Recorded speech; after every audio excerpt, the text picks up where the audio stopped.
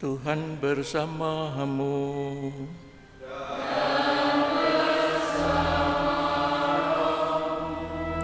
Inilah Injil Yesus Kristus menurut Matius.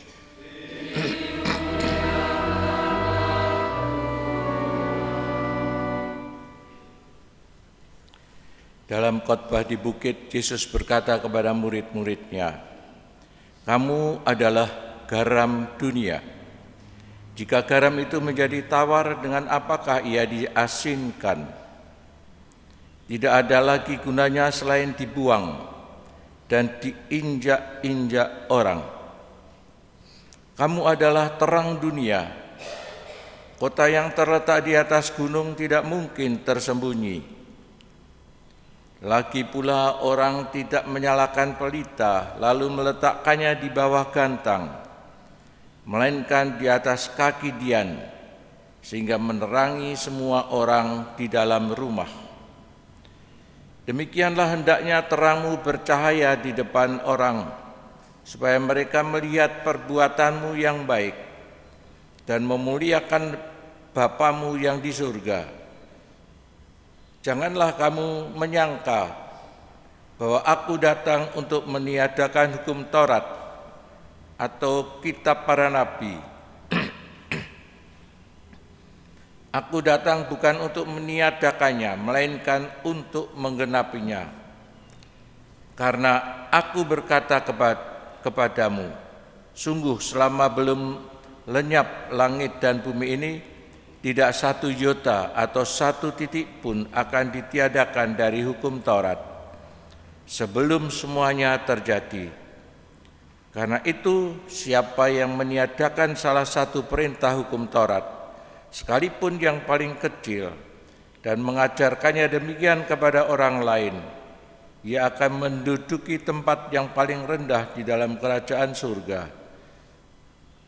Tetapi siapa yang melakukan dan mengajarkan segala perintah Taurat, ia akan menduduki tempat yang tinggi di dalam kerajaan surga." Demikianlah sabda Tuhan.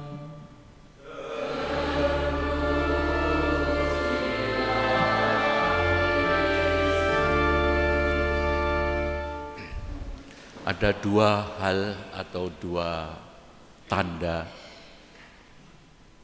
dua simbol yang dikatakan Yesus kepada orang yang mengikutinya, murid-muridnya, yaitu garam dan terang. Yesus mengatakan, kamu adalah garam dunia. Kamu adalah terang dunia. Kita semuanya tahu bahwa garam itu membuat semua masakan-masakan menjadi enak. Kalau masakan sayur atau apapun, atau makanan, kue tanpa garam rasanya seperti apa? Tidak enak, garam, tetapi ya cukup saja, tidak berlebihan. Kalau berlebihan jadi asin. Garam juga membuat masakan itu menjadi awet.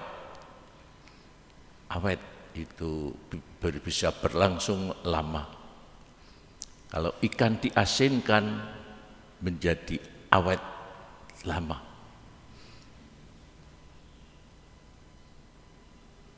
Karena itu kita sebagai murid-muridnya juga dikatakan oleh Yesus, kamu adalah garam.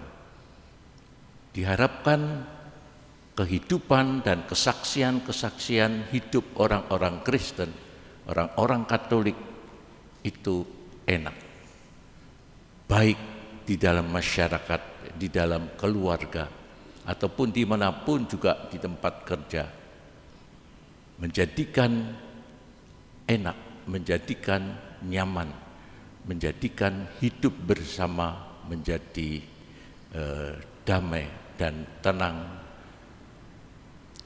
Sekaligus juga yang tanda kedua ialah terang. Kalau tidak ada terang, orang berjalan pun bisa nabrak-nabrak sana sini dan sebagainya. Tapi dengan terang orang bisa melihat jalan yang akan ditempuh kemana dan kemana lagi, karena ada terang. Kalau gelap orang tidak bisa berjalan dengan lancar. Diharapkan juga dapat murid-murid kita semua juga dia menjadi terang. Artinya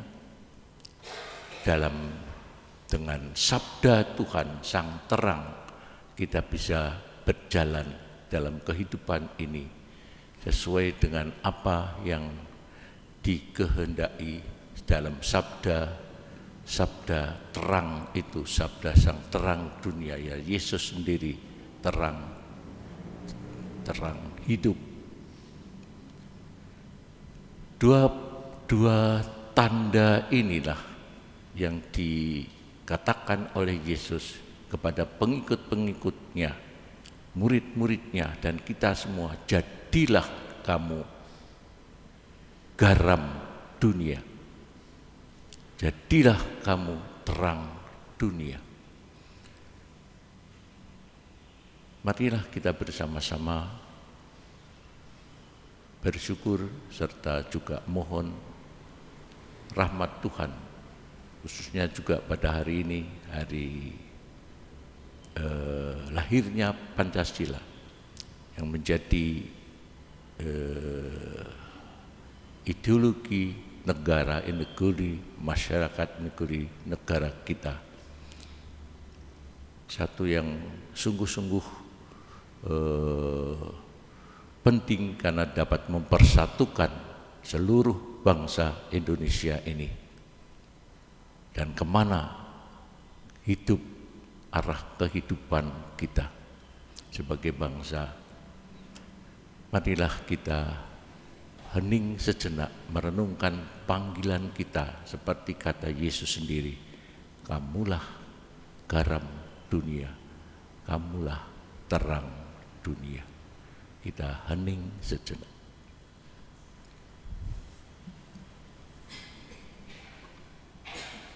Kemudian kepada Bapa dan Putra dan Roh Kudus.